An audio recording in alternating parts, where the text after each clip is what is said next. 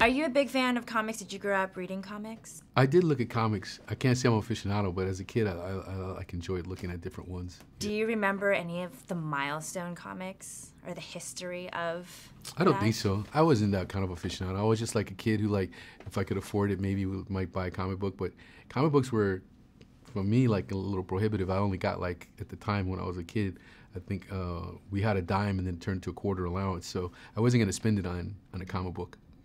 I mean, so having a very prominent black superhero is very significant because back then, back in the day, before around 1966 and even until, I mean, early 90s, it wasn't very common. And so kids, when they would see someone like Black Panther, they would be able to see themselves in that comic. It was really significant. Could be empowering, right? You know, to be able to see. And I think that now with this movie coming to the big screen, a huge origin film like this, that a lot of kids are going to feel that way when they see this film. But how do you hope that they will be inspired? I mean, I think that the movie is quite empowering. It has an African superhero at the center, and then his court and all the powerful people that are surrounding him. So it's something to look up to and be able to just unlimit your imaginations even, which like then unlimit your imaginations in your normal life. Because they're all like representatives or you know, mythic examples of what the different parts of ourselves and what we do, whether it's the kingly person or it's the person who like fights to like protect their family, protects their world, and it gives us certain messages, I think, that can really allow us to guide some of our lives. I love this movie because we have these really amazing characters.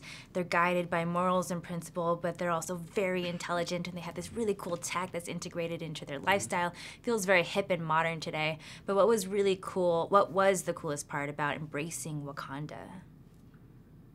I think the marriage of like the indigenous, you know, sort of spiritual nature, the indigenous understandings with the technological wizardry, the combination of the two is what brings us into this powerful place, which makes Wakanda so unique in its way.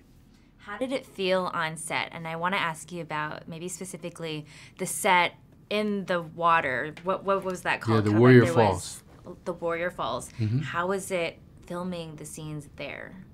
It was unbelievably exciting. I mean, because there were real waterfalls and everything was around us. I was standing in this small little riverbank that they created, you know, and the people were so committed. And even between takes, they would be like playing drums and, you know, different, sometimes singing songs and stuff together. It was extraordinary energy, you know what I mean, that you rarely get when you're working on a film. That's awesome. I think that a lot of viewers who watch the movie might think that it was fake. They would think that there was a lot of green screen or blue screen, and they won't realize that the waterfalls were actually made for you guys. Yeah, I mean, they had like augments, like things around us, but you see the tribes all standing there together. You see the 4 tribes standing there, and they're all standing on real structures, and the water is coming down at least 30 to 100, I mean, to 50 feet down into the places where we are, you know.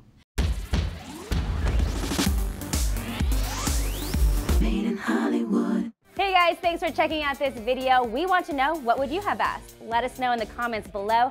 And if you liked this video, don't forget to hit the like button. And as always, for more videos like this, hit the MIH TV logo right here. And for the next awesome video, click right there.